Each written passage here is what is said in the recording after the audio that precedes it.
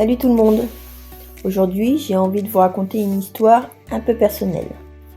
Celle de mon passage de débutante passionnée à acheteuse compulsive. On va parler de cette fameuse frénésie d'achat qui nous guette quand on commence le coloriage pour adultes. Entre les listes de matériel indispensables et la collectionnite aiguë, je vais vous raconter comment j'ai fini par accumuler une petite fortune en matériel, pour finalement me rendre compte que l'essentiel était ailleurs. Je vais vous raconter comment, en 2019, je suis tombée dans cette frénésie d'achat et ce que j'en ai appris 7 ans plus tard. On voit passer de belles collections magnifiques, des crayons à la pelle, et on finit par croire que pour être une vraie coloriste, il nous faut tout posséder. J'ai mis 7 ans à comprendre que c'était vraiment faux. Aujourd'hui, je regarde mon stock avec un mélange de tendresse et de regret. On remonte en 2019. À l'époque, je ne savais même pas que le coloriage pour adultes existait.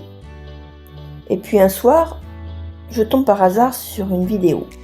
C'était un spin coloring. Et là, ça a été le début de ma passion. Je m'en souviens encore. Une main qui bougeait avec une précision incroyable, le bruit du crayon sur le papier, je regardais les couleurs fusionner entre elles, les ombres se créaient comme par magie. C'était une vidéo d'une coloriste qui transformait d'une simple illustration en une œuvre vraiment vibrante. C'était vraiment beau. Je suis restée hypnotisée sur son coloriage. Je me suis dit, mais c'est ça que je veux faire. Et le lendemain, comme je n'avais rien, pas de livres, pas de matériel pro, juste quelques crayons empruntés à mes enfants, j'ai alors imprimé quelques dessins trouvés sur le net et je me suis lancée. C'était imparfait, mais mon Dieu, qu'est-ce que c'était gratifiant. Il n'y avait aucune pression, juste moi, mes crayons, tout simplement. Très vite, j'ai voulu faire mieux. Je suis tombée sur une vidéo de recommandation de matériel indispensable. Je suis donc partie chez Cultura avec ma liste et j'ai tout pris, sans réfléchir. Résultat, une petite fortune à la caisse. Je me revois dans les rayons, le cœur battant à remplir mon panier.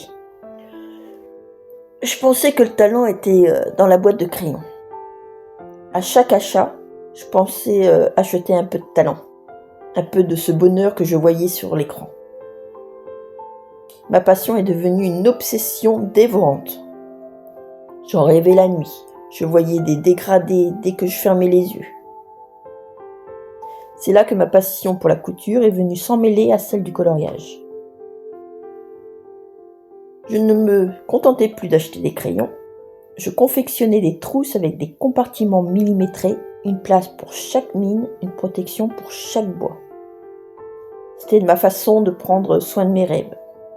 Quand je terminais une trousse, que je glissais mes crayons dedans et que je refermais la trousse, je ressentais une satisfaction immense. Mais avec le recul, je réalise que je passais parfois plus de temps à coudre la trousse qu'à vraiment colorier. Et puis il y a eu 2020, vous savez, le confinement qui est arrivé.